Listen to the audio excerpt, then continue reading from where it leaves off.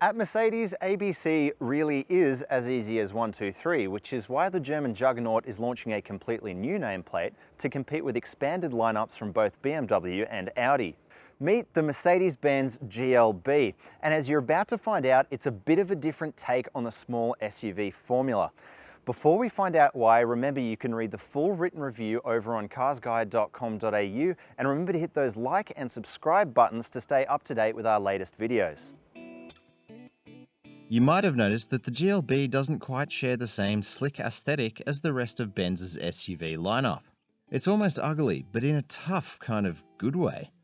Mercedes call it off-road appeal, perhaps meant to signify that this mini truckster has some sort of relation to the G-Class. You'll notice distinctive features like the super upright body and squircle headlights, which Benz says gives it a high recognition value. The B in GLB means it fits into what Mercedes calls its compact family of vehicles, aligning it with the A-Class, B-Class and GLA, although it really isn't compact at all. No, the GLB is quite big, bigger than BMW's X1, bigger than Audi's Q3. In fact, it's comparable in size to something more like Land Rover's Discovery Sport. As it turns out, the GLB is capable of housing 7 seats in the back, which, aside from the already mentioned Discovery Sport, sets it apart from most premium SUVs in this size bracket.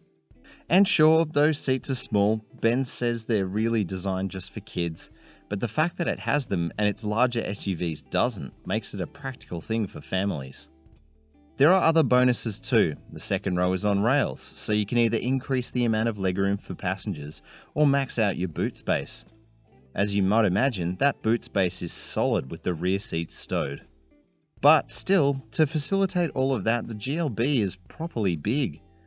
Mercedes says each of its SUVs has its own purpose, and the GLB's flexibility makes it the functional alternative to the GLC's premium bent and the GLA's sportiness. Speaking of engines, what options live under the hood of the GLB?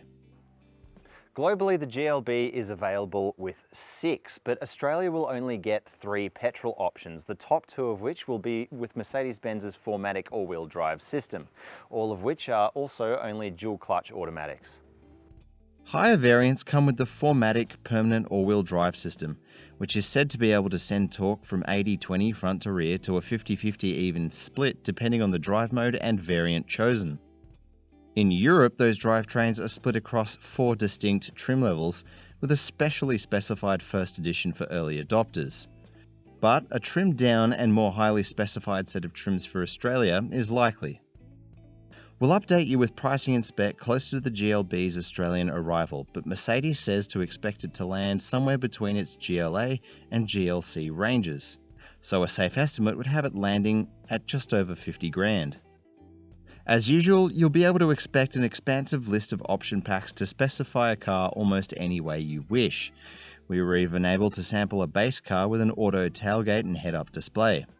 All cars are available with Mercedes' MBUX multimedia setup, which consists of 2 10.25-inch screens, which are of course available with Apple CarPlay and Android Auto.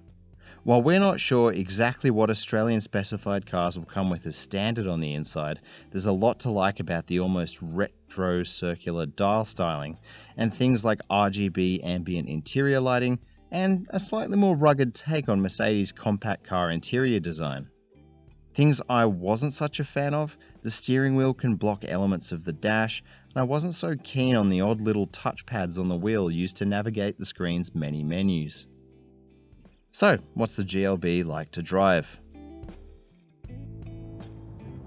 So as you might have noticed, I'm on the wrong side of the car, and that's because we're driving it in Europe, so it is an internationally specified car, but the one we're behind the wheel of now is the 250, and that's the mid-spec car with a 2-litre turbo engine.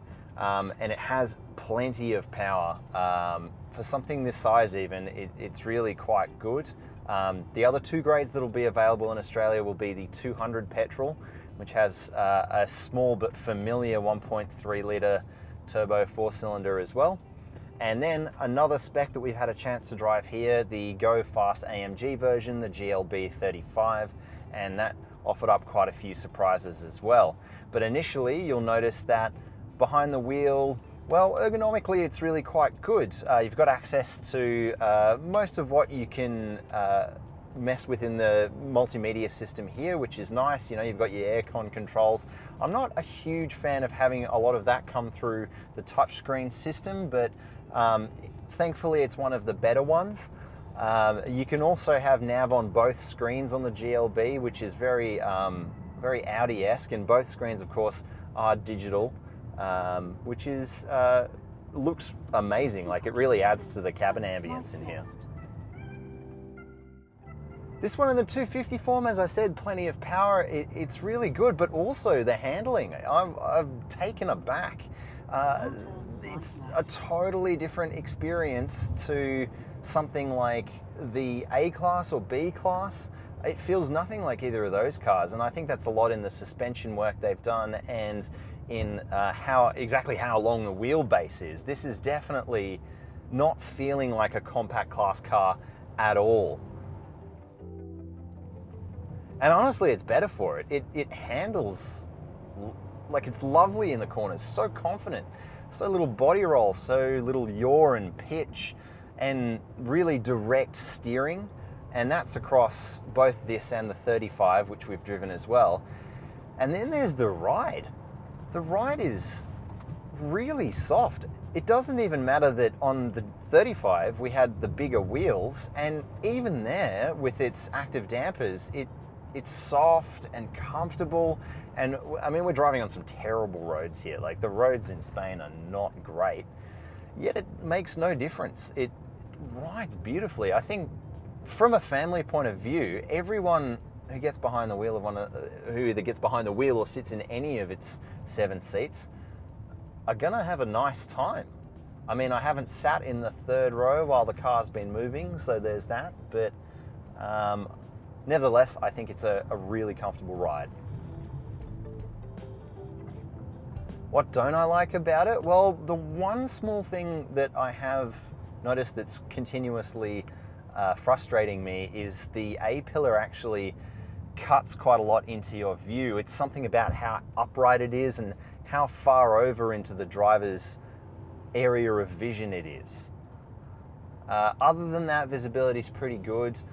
There's the upright rear window there that it's also a bit tight in the amount of visibility available, but on the whole, pretty good.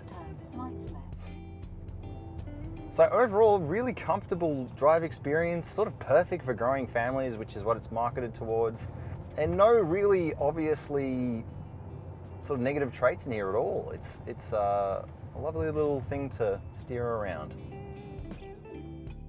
Standard safety items on all GLBs include high-speed auto emergency braking with pedestrian and cyclist detection, as well as lane keep assist.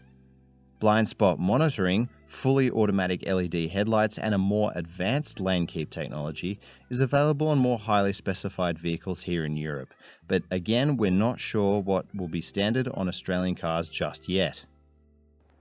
The GLB looks set to shake up the premium end of the SUV market in Australia with its different take on the small SUV formula. It results in one really practical, albeit controversially styled package. What do you make of the GLB? Tell us in the comments below, and remember to read our full write-up on carsguide.com.au.